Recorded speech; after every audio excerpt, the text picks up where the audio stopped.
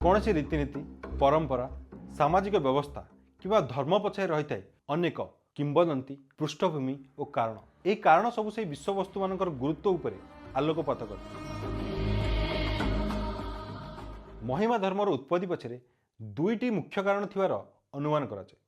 प्रथमटी हूँ से समय थिवा सामाजिक व्यवस्था सेतेबेले समाजर निम्न श्रेणी लोक मैंने तथाकथित उच्च वर्गर लोक द्वारा जातिगत भेदभाव शिकार होगा सह प्रताड़ित और अत्याचारित होते एपरिक महाप्रभु श्री जगन्नाथ दर्शन करने सुजोग वंचित रोते। द्वितीय नौंक दुर्भिक्ष समय तलवर्गर लोक मैंने नाही नथिबा जंत्रणा अपमान और दुर्व्यवहार सम्मुखीन होते। यह सामाजिक परिस्थिति एक आंदोलन अपेक्षा थिला, हिंसार आंदोलन नुहे परिवर्तन आंदोलन भक्तिर आंदोलन। एपरिक असुस्थ सामाजिक व्यवस्था मध्य एक नूतन धर्मर भित्ति पकाई महिमा गोसाई। महान प्रबुद्ध गुरु महिमा गोसाई महिमा धर्मर प्रतिष्ठाता थिले। हेले गुरु महिमा किए और तांकर परिचय कौन?